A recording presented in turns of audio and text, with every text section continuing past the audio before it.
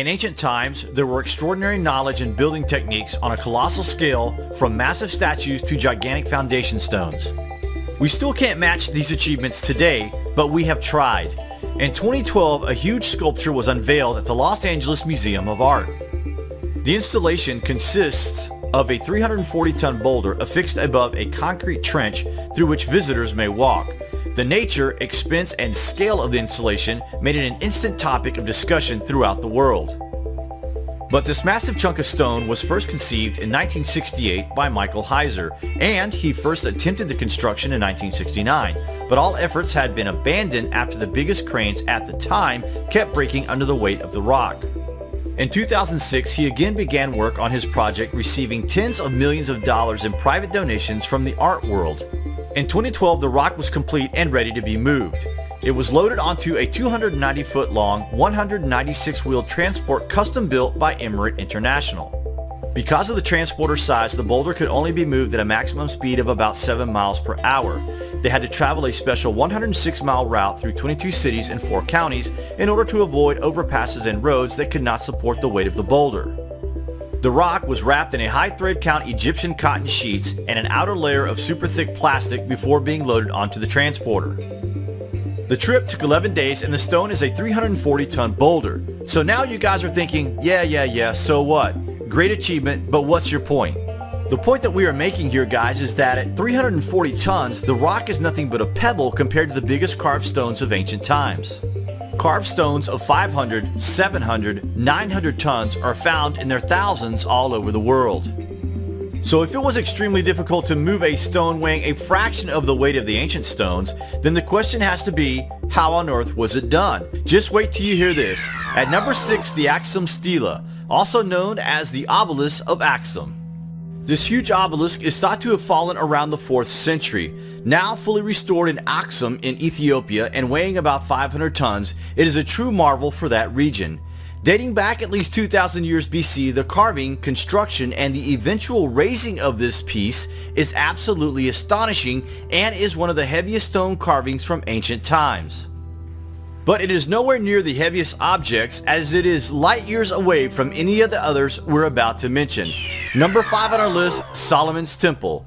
The largest stone at the Western Wall stone from the Western Wall Tunnel is estimated at 11.625 meters long and weighs between 700 and 900 tons. The wall had an original height of from 70 to 140 feet. In places, it is built from bottom to top of large squared stones, beveled at the edges and varying between 97.5 centimeters and 1.8 meters in height. The stones are laid without cement. The longest until now discovered measures 11.625 meters in length. The massiveness of the work is on par with the Egyptian pyramids, and the perfection of the cutting and fitting of the stone is as equal. Again, the finished sizes and weights of these stones is on an industrious scale, but not as big or as heavy as our next selection. In at number 4, the Colossi of Memnon. These two giants were built from a single piece of stone each. They are oriented towards the sunrise at winter solstice, and they weigh over 1,000 tons each. The statues are made from blocks of quartzite sandstone, which was stone quarried near modern-day Cairo and transported 420 miles over land. They are too heavy to have been transported upstream on the Nile, and there was once a mortuary temple that once stood behind these two figures that has been completely stripped for its masonry. It is not surprising that the occasional eyebrows are raised about the past concerning the extent of the masonry skills used in ancient times. Not only were the structures superior in a visionary capacity, but also in precision, design, and execution. Ancient people in this region of the world heralded a time of extraordinary achievement. It was the age of the pyramid builders, when some of the largest and most sophisticated structures of all time were built, including the last remaining 7 wonders of the ancient world. The true age of most of these sites predates 12,000 years and built by a completely lost civilization that appears to have spread all across the globe. Although apparently spontaneous, the technology underlying these huge constructions was built on a foundation of science and mathematics, which in turn has provided us with traces of their manufacturing processes, which are proving totally astonishing. cuts and holes on hundreds of stones, indicating that the ancients drilled into granite with a feed rate that was 500 times greater and deeper per revolution of that of the most powerful modern day tools. In at number 3 on our list, the Ramesseum Colossus. Although only fragments of the base and torso remain of this massive statue, it would have weighed in at 1,300 tons. In front of the ruins is the base of the Colossus. On the granite Colossus's shoulders is an inscription describing Ramses as the Sun Prince. These inscriptions were added during the reign of Ramses, but the actual site itself is actually thousands of years older. The statue fell into the second court and the head and torso remain there, but the other broken pieces are in museums all over the world. Only fragments of the base and torso remain of the Colossus statue, which would have stood 19 meters high and weighed at least 1,300 tons. The stone for the statue was transported 170 miles overland from Aswan to Thebes. This would have once been the largest statue in the world.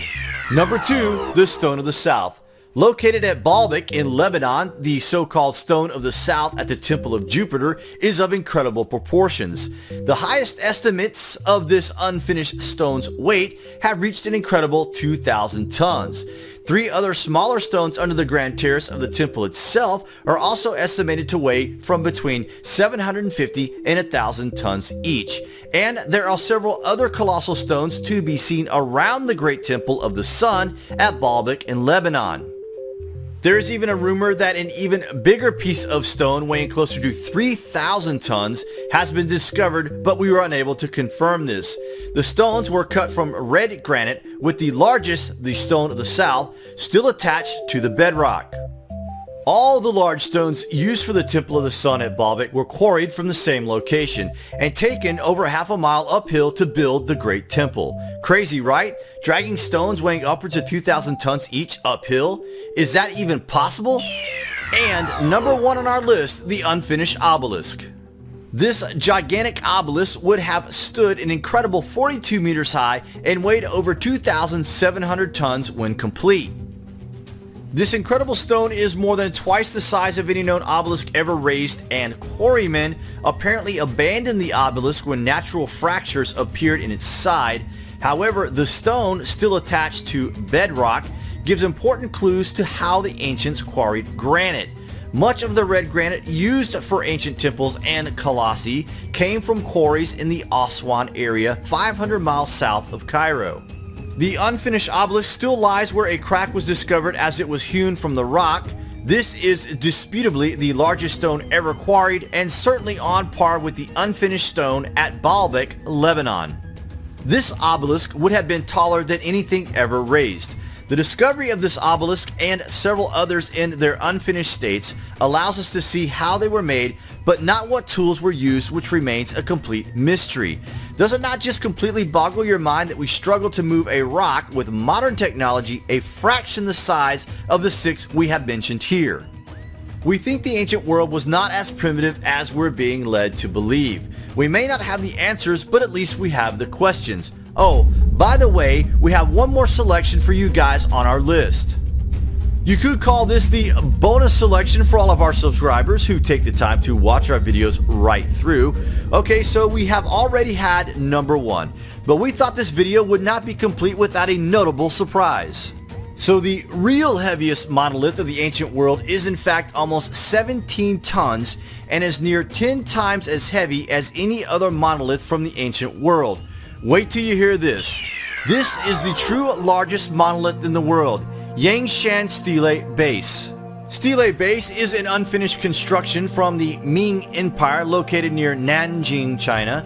Its estimated weight is approximately 16,800 tons. Yes, you heard that correctly, 16,800 tons. That means the Stele Base is heavier than all of our previous selections combined and then some. The gigantic unfinished Stele Base that was abandoned in an ancient Chinese quarry could provide the answer to the question of how other monolithic stone blocks were made in other parts of the world. In scope and ambition, the Stele project stands alone as the greatest undertaking humankind has ever attempted. The size and weight is almost unimaginable. It is heavier than 8 statues of Liberty combined, and the purpose for which this stone was being quarried for is an absolute mystery. This stone is not as old as the other selections, but further investigation by experts is required. This is one of those sites that is not popularized yet, guys, so remember the name Yangshan Stele Base, and remember where you heard about it first. It is one of these sites on Earth that, if properly investigated and understood, then it could change our understanding of how these megastones were carved and moved. So there you have it, the heaviest stones on the planet that we know of as carved by humans. We may not understand completely how ancient people achieved this, but no one can deny the existence of these colossal undertakings. We hope you have enjoyed our selection here, guys. Thanks for watching, and remember, the ways by which we arrive at knowledge are hardly less wonderful than the discoveries of these things themselves.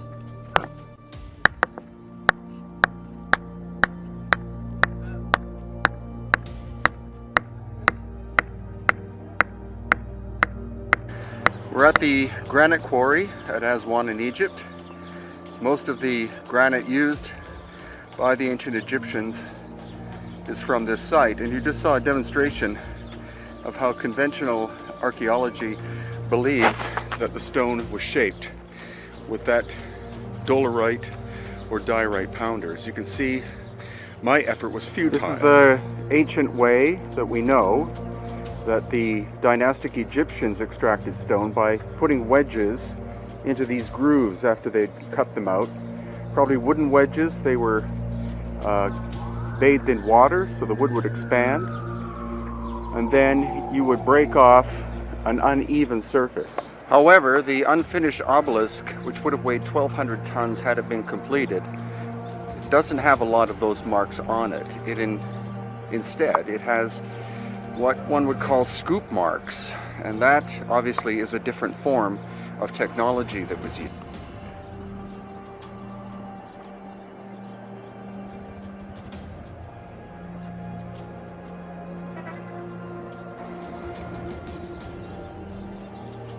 Well, here we are again at the Aswan Quarry, where we have the famous unfinished obelisk, and that is different stories about the cracks that we see on the surface. There's supposedly an attempt during dynastic times to cut this, but I think these marks here are modern cuts.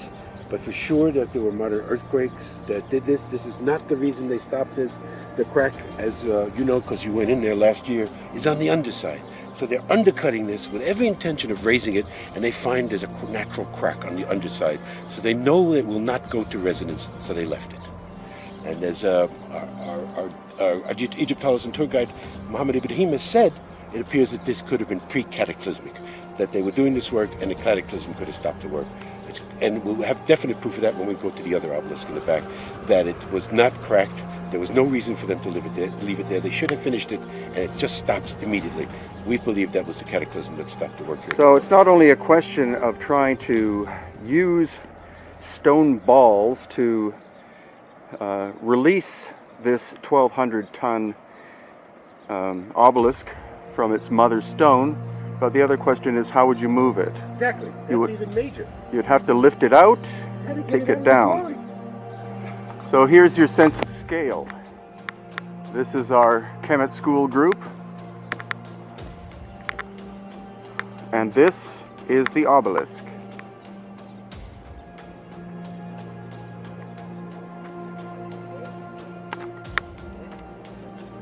And now I get the great opportunity of going down into the pit itself, and that's where you'll see the evidence of the scooping device or whatever that did this work. Okay, here we go. Here's the mega obelisk, and here is the entrance into it.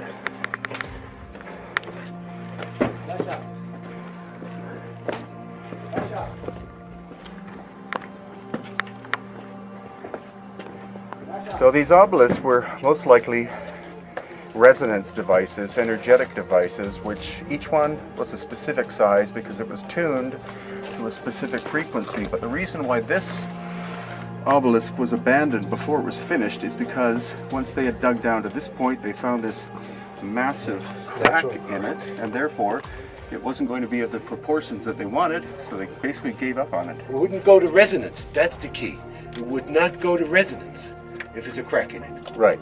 Okay. And here we have feeble attempts of later people trying to recycle the stone. They gave up after about 2 inches. I actually think this is a modern cut. As Muhammad said, in modern times they've been trying to cut this in half, and they gave up at this point. Yeah. So again, sense of scale. This is only about a quarter of the size of the unfinished obelisk.